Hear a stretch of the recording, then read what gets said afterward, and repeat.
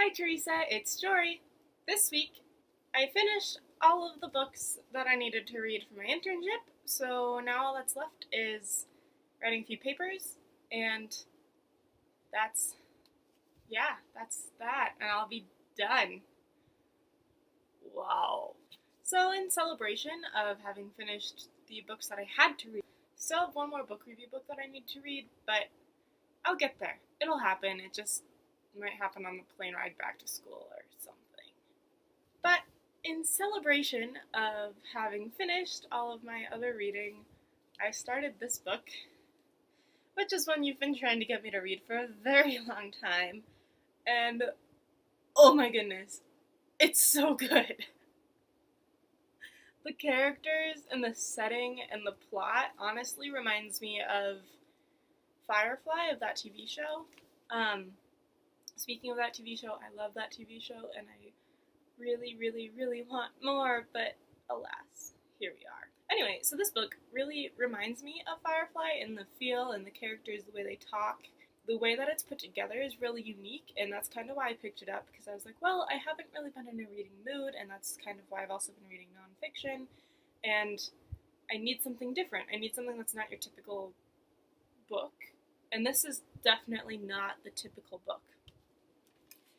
It's full of pages that are like official documents, and most of the dialogue in it is like transcripts of various different like instant messaging stuff, which is so cool and really unique, and I'm enjoying it. I'm enjoying it a lot. I started it yesterday and I'm on page 75, so progress. There's like 600 pages in this book.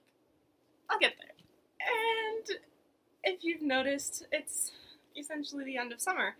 I'm extending my book reading challenge until I actually go back to school, so I have a few more weeks. And remember way back when I said I was going to read a lot of fiction?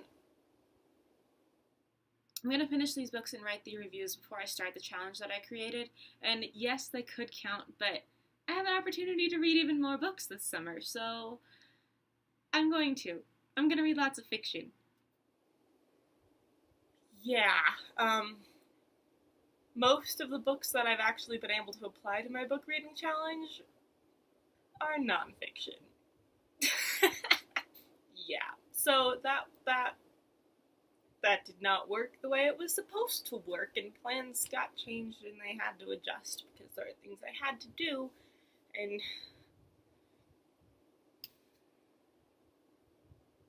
yeah. So here we go.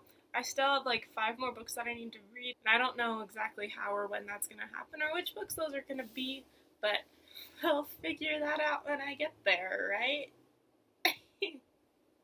The other thing that happened this week was I took a break from working on the book that I'm supposed to be working on. I say that with hesitation because I really do still need to be working on my book proposal and editing through that book, but I also had not written fiction, like original fiction. I hadn't written anything new since 1 or 2 short stories last semester, and that was killing me. I've written a ton of devotions and stuff, which I still count as writing. It's still writing and stuff. It's not my favorite thing to write. So I decided to take a break and give myself a chance to actually write something new, which I think is going to end up really well. I started, again, I should say restarted. I restarted my trilogy, and instead of telling it the way I had been telling it, where it's like specifically from those characters' perspectives and stuff, I decided to try something different, and it's something that I've wanted to try for a while. If you've read Frankenstein, you kind of know what this storytelling technique is, where it's bookend narration.